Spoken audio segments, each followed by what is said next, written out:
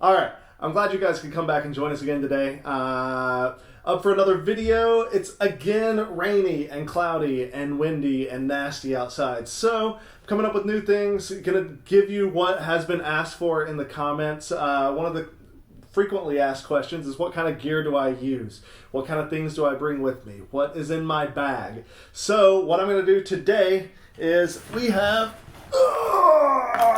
all right, my bag. This is exactly how I brought my bag back from Tennessee. The only thing I did was stuff my laptop back in because I had that on the charger last night, and I had to grab my chair out of the car because sometimes I take the chair on the bag. So most of the time it lives in the car. If I'm gonna be walking around a lot, I'll strap it to the bag.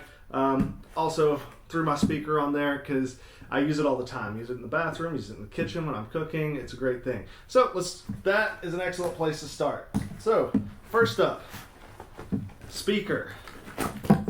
When you're flying, you gotta have tunes. This is my favorite speaker for a lot of reasons. It's the Braven whoa, let's get that in the shot. The Braven BRV-X. It's sturdy, it's waterproof. Look at that, all this stuff is sealed on the back. And one of the coolest features of it is not only is it a Bluetooth wireless speaker, but it also will pair with other Bluetooth wireless speakers. And Jonathan Schizo has one of these also. And so when we're together, we can actually pair them up and have stereo sound at the flying spot. All right. Chair. For my chair, I like to keep it light and simple. This guy is great. It's the REI Flex Light chair. It's awesome, super lightweight, super small. Leave it in the car, strap it to your bag. Works great. All right, got a couple of quads. If you have any questions about what kind of quad stuff I have, just go look at one of the flight videos. I pretty much lay out all of the components that I use on there. So yeah, go look at that for quad stuff. And I'll probably do a more in-depth review of my actual quad gear at some point. Today we're focusing on what I take to the flying field in my bag. Well, and on my person. We're going to get to that in a second. So we got a quad here. Great thing about this bag, I can strap up to 3 quads. Quad, quad, quad. As you saw, chair, speaker. I do the selfie stick and the Gorilla Pod with my camera in these side pockets and strap it down with what's supposed to hold hiking poles. That's one of the things I love about this bag. It was designed for not FPV. It was designed for outdoors people. It's the REI Trail 25, and it's got a bajillion spots where you can strap things on. This, I think, was intended for a sleeping bag or a tent or something, but it works great with my chair. Also, when there's no chair, I cinch down these straps and clip my speaker to it. Before we go any further, I'm going to show you what's in my pocket, because I also always have little things in my pocket. Number one, spanner, because I like to use a spanner for my prop tool, and you're never going to see that. I might have to go to the GoPro, whatever. I use the spanner for my prop tool. It ratchets, and so it's easy to quickly change props. Voltage checker, which I showed you guys in the last video. Spanner, voltage checker. This little guy is pretty cool. It is a micro SD card reader. I use a MacBook that has a USB-C, so this has USB-C and regular USB, and the SD card goes right in here. Flips shut so that it doesn't come out in your pocket. I get to carry a spare SD card. A spare micro SD card in the field, and have a micro SD card reader to look at stuff on the laptop if need be. Also, I like flashlights. I'm a dork. This is a brand new one that's awesome. 1000 lumens out of a teeny, I mean, look at that compared to my finger. And it's just, wait, that's not even, hang on, let's get the bright. It's absurdly bright. I know this is like daylight, you can't tell it, but at night this will blind you. Just ask John Steele. I've been blinding them like all left and right with it because it's one of my new favorite toys. Okay, back to the bag. Ooh, piece of candy. This is my USB power supply. I also have one of those XT60 USB adapters, which I use in a bind, but I don't know.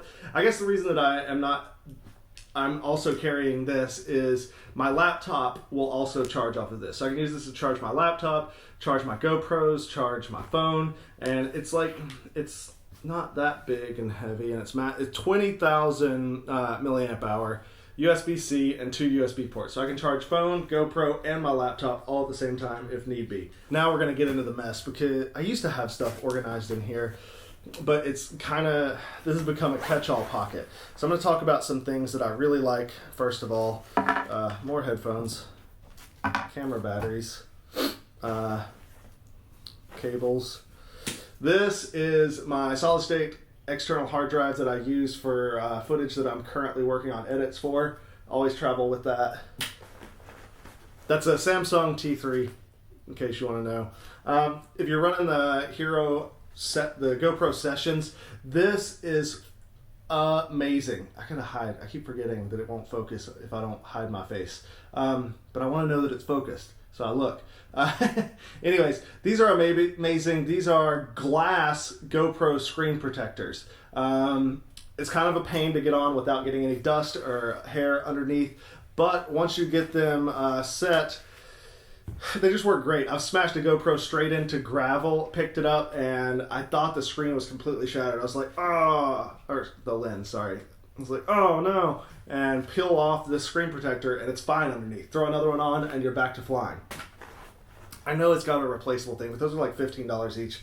These are $7 for 3, if I remember right. Okay, I'm just gonna grab all of this. So GoPro mounts, camera batteries, SD card, more SD card adapters, cause stuff, and a Pololu, a ton of battery straps, that USB-C, or the XT60 to USB. This one also has a little indicator if you forget your LiPo checker at home.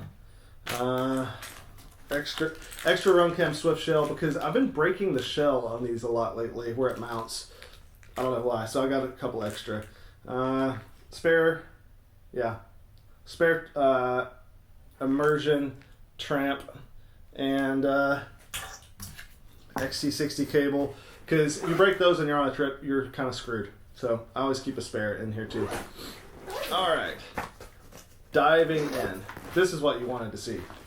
So, Tiny Whoop, always fun to have with you. Always take it with me. I've showed this off before. This is my super duper. Come on, focus on it. There you. Yes, my super duper cool and sexy Tiny Whoop case for my buddy Sakib. I'll put a link to his store on here again. And let's see. Goggles, Fat Shark, HD V2s. I want the 3s, but I'm just not ready to spend money. So if somebody wants to send me 3s, I'll do them. Got a LaForge V1 in there. Also want the V2 of that. Not yet though. And the antennas. You're going to want to know. This guy and hiding. That guy. Okay, this is the Mad Mushroom and just your 8 dBi immersion patch. This little tool set, it's just a screwdriver set and Allen keys. But I also store my nifty little travel soldering iron, some solder, and the XT60 adapter to power it. This case, is that Atomic RC? I don't remember. I may try to find it on Amazon. It's just a Tyrannus case. My Tyrannus, I did do the Aurora 9 gimbals, and I broke my antenna like within a month of getting this thing years ago. And so I had the 5 dBi like steel runs.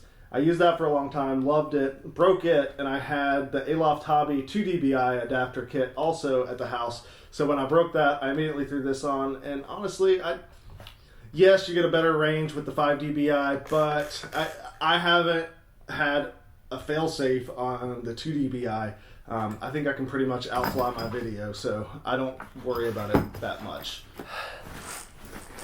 I just use, for my batteries, LiPo bag. Nothing fancy. Running the Venom 4S 1300 75C XT60. Great packs. They last a long time. As you can see, I'm running some pretty beat up ones that are still performing pretty well for me. Really, I find most of the batteries perform about the same.